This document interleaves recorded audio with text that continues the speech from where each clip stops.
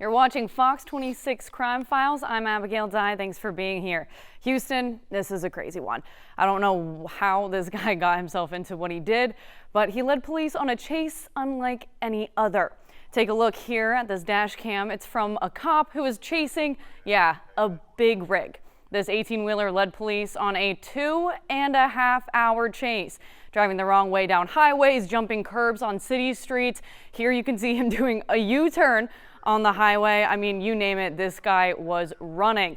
Sherman DeSalle tells us how it all went down. Police tell Fox 26 this man in handcuffs, 51-year-old Christopher John Lebowski, sent them on a crazy ride across Houston. Oh my God. Spotted in several parts of Harris, Waller, and Montgomery counties, an 18-wheeler flies through freeways and interstates trying to get away from authorities.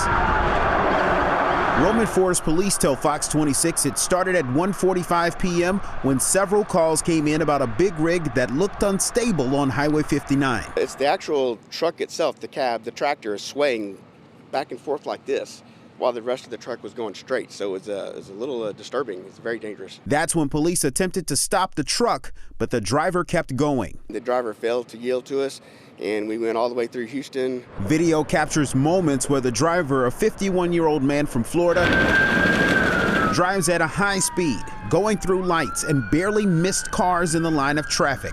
Police say he crashed into a car in the Katy area. The driver of that car was not seriously hurt. The truck was also spotted in a Kroger parking lot at Grand Parkway and 99. No officers were hurt in the chase. We had multiple units throw spike strips out. He was spiked at least 4 or 5 times. And I know DPS was also able to shoot out a few tires as well. Those blown out tires led the driver to crash and stop the truck here in front of a retirement community on Cross Creek Ranch Boulevard in Fulshire. Maybe 18, 19 police cars back there. Danny Benjamin was walking his dog nearby and captured the moment officers approached the driver with their guns drawn and took him into custody. We support the police, but my little thing in my mind was every police officer from every donut shop in Katy and Fulshire is here. We've never seen anything like this in our community. All these police cars. The firemen are back there with saws and they've got blast protection on their face, just in case maybe whatever's back there is booby trapped. Officers found what they believe to be methamphetamine in the cab of the truck. Car parts were found in the cargo. Christopher Lebowski's facing drug possession and evading police charges, both felonies. Here he is, 51-year-old Christopher Lebowski. Police say they found 16 grams of what they're calling meth in the cab of the truck. His bond is set at $150,000.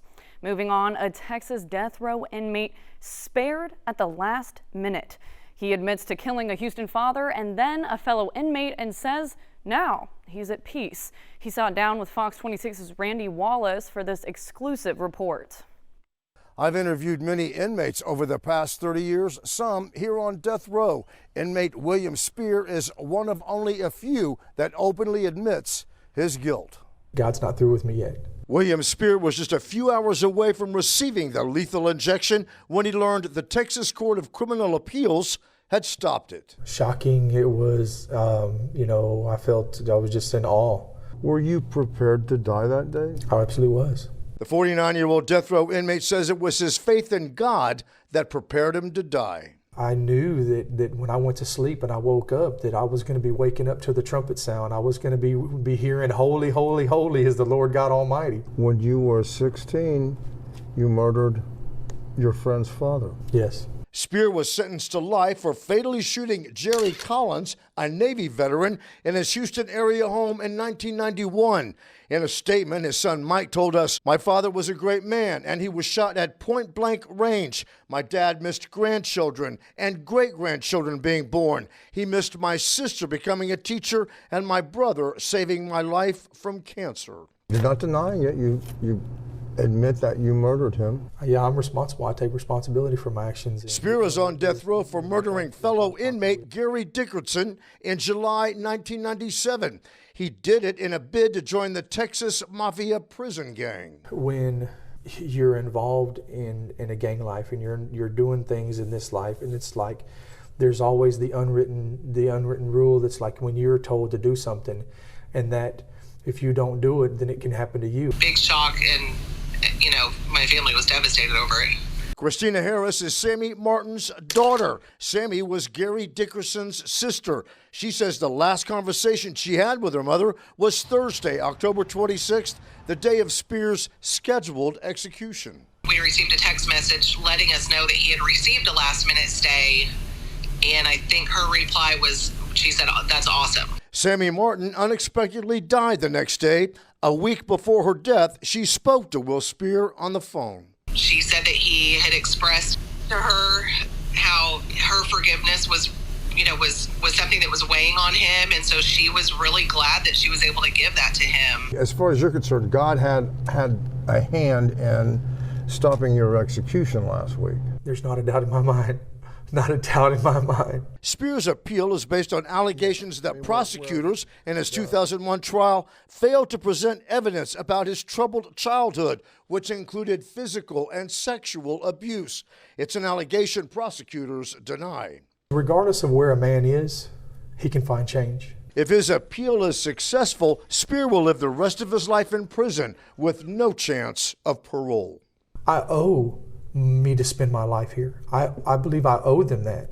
Not only to spend my life here, but to continue to do what I can to help these other men. If God can change this guy right here, if God can change me, man, he can change anybody. Even though Will Spears no longer has an execution date, there's 2 more executions set in the Lone Star State for this year. Reporting from the Polunsky unit in Livingston, Randy Wallace, Fox 26 News. A good time gone terribly wrong. 7 shot at a party last weekend near Prairie View A&M University. That's where Dominique Keith picks up this story.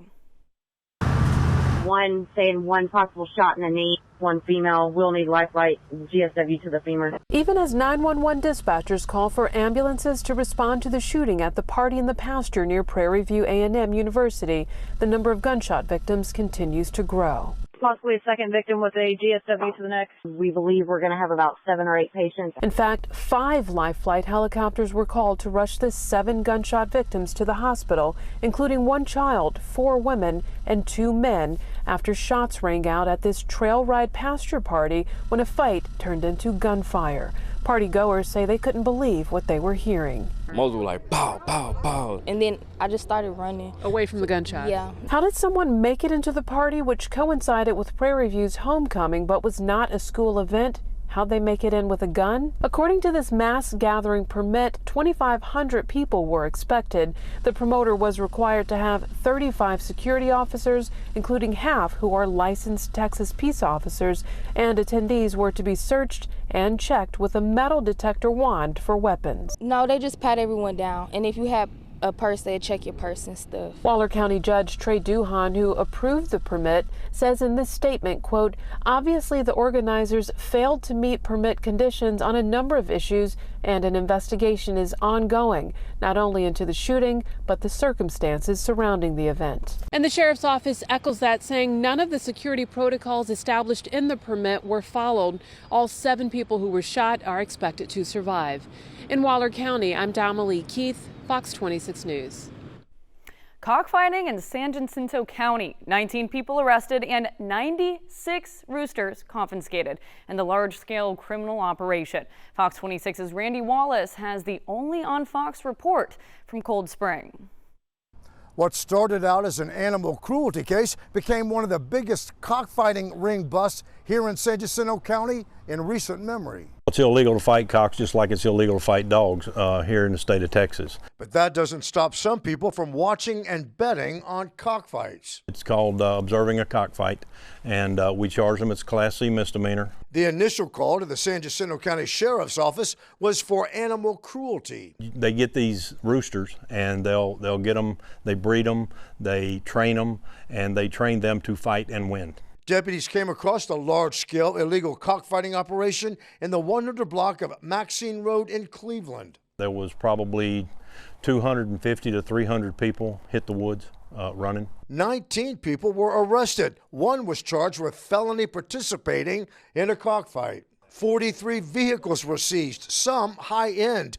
Deputies say they found cockfighting paraphernalia, including gaffs, which are razor-sharp, miniature knife-like objects steroids, and syringes. 96 live roosters were turned over to a nonprofit organization. The message Sheriff Capel says he's sending: animal cruelty will not be tolerated in San Jacinto County. Reporting from Cold Spring, Randy Wallace, Fox 26 News. 6 people shot at a Galveston biker rally. Police say the shooting was gang-related and it happened in a very busy area. So honestly, it's a miracle that more people didn't get hurt. Shelby Rose has that story. Around 11 Saturday night, gunshots rang out along the Strand in Galveston as motorcycle enthusiasts were enjoying their weekend at the Lone Star Rally. In total, 6 people were hit.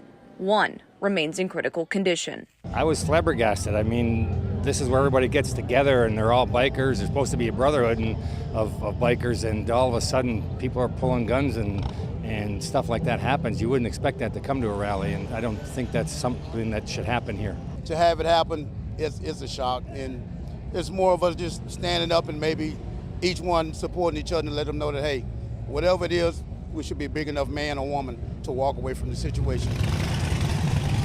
Galveston police say the man responsible, 20-year-old Pettis Ray, told detectives he's a member of a local gang and was targeting rival members. So they believe the act of violence had nothing to do with the rally itself.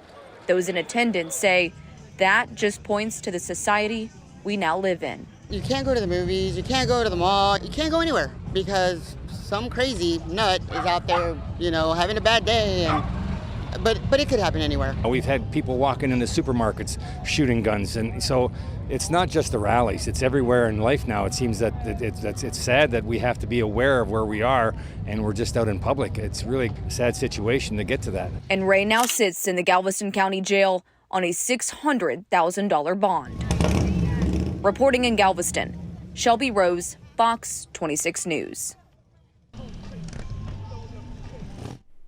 Arson, theft, and vandalism in Montgomery County costing a business owner nearly $1 million. This story you'll only see right here on Fox is wild, and you'll never guess what vehicle this suspect took to make his getaway. The torch is set up in the window. Someone popped off the place on fire. A fiery wake-up